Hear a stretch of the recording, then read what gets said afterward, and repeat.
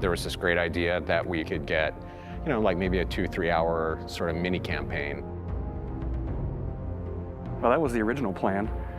Not quite what happened, but since we pretty much ended up making a full game. The game gets more and more ambitious, and then next thing you know, it's not like anything you've worked on before. We knew that we wanted to keep what was great, that people loved about the Halo experience, that 30 seconds of fun over and over again. We knew we had to preserve that, but at the same time, give it an ODST spin. We wanted to try something that we'd never done before, and I think that means breaking the mold of what people expect from Halo. Here's an engine, here's a story, you got a year, go.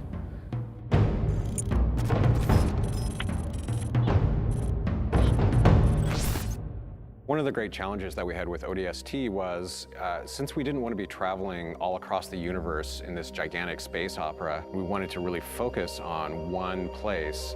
The hub was the single most technical thing that we've ever accomplished in the Halo engine. There was a lot of work done to try to come up with smart ways that we could build the city. It's definitely the biggest environment that we've made in any Halo game. We spent a lot of time trying to figure out how can we maximize the space without freaking out all the artists, and I think we figured out how to maximize the space really well. I don't think we ever figured out that second part too well. We want the player to have this open, visceral, you're in the city experience. We started experimenting with playing with elevation, playing with building shapes. It's a city that you actually completely walk through. Each BSP is directly alongside the other BSP. You walk through a door and you go into the other BSP. The road structure is not straight, it's diagonal, it's also multi-layered. I don't think we kind of realized how big the city would get. We basically had to build very specific tech that would give the AI the right type of behavior. We had the technology, we called it squad patrol. No matter where you were inside the hub, there would always be a certain amount of noise, a certain amount of enemy presence there that we could ratchet up and ratchet down depending on what we needed it to do.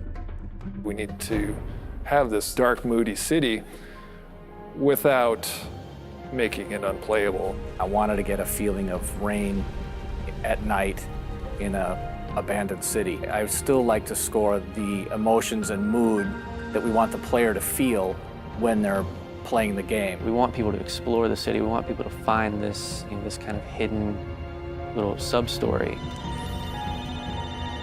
What if the phones rang? You're alone, you're in the city, you're trying to unravel a mystery. That's the feeling you have every time you're the rookie. What's fun about being an ODST? How's he different than the Master Chief? What kind of problems does he face versus the Chief? If they're not the walking tank, they really have to pick up weapons that they're going to use. There were things that we added. The silenced submachine gun and the silenced pistol are absolutely the best tools for the job. Something the ODSTs have that Spartans actually don't. Silenced weapons at night, they feel cool, they look awesome, they're really sweet to use. In real life, silenced weapons don't have a whole lot of sound.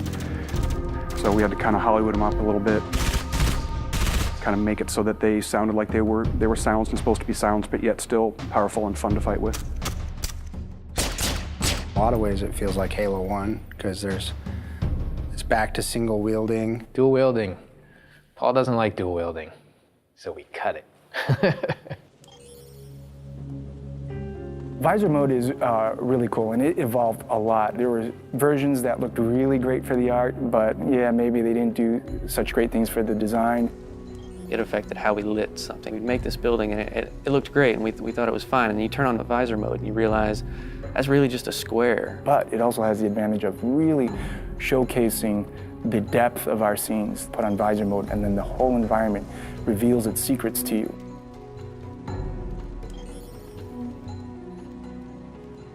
You know what sucks about big cities? You can get lost really quick. And that's where we came up with ideas for the Visor database, where you have a great map of the city that not only shows you where you are, but allows you to choose where you want to go.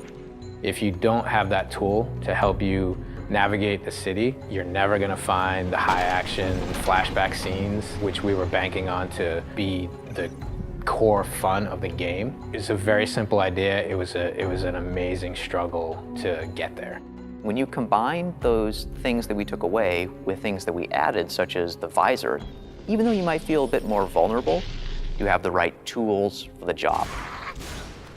The hardest part moving from Halo 3 to ODST was just the difference in the play styles of the characters. If you look at the Master Chief in the course of the Halo games, he became ridiculously powerful over time. And ODST feels very different because when you start taking fire, you can't just continually keep kicking ass. You have to actually look for cover because you don't have a motion tracker like the Chief. Bringing back the health was something that was born out of a discussion about how can we add long-term level of tension to the game. For us, health is important in the ODST's world because it reminds you that you're vulnerable.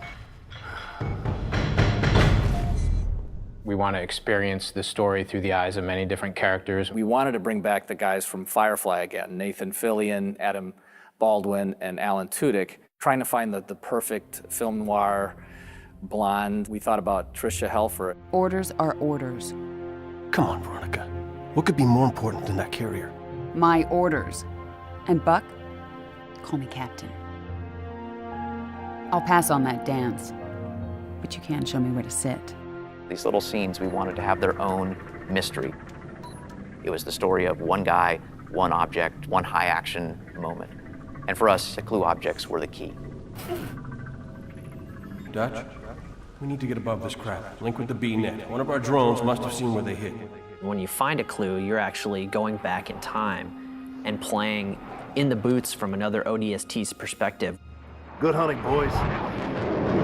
I'm keeping my boots on the ground.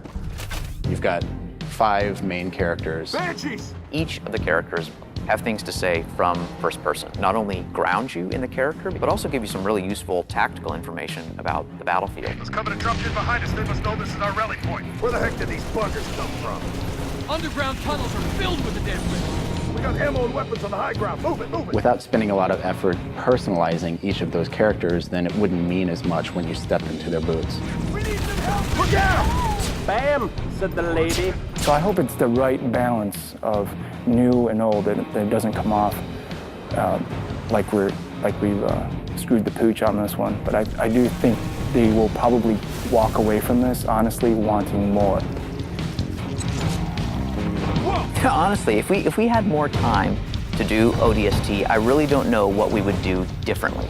So if I got another 2 weeks, I don't know. I guess I'd play more ODST.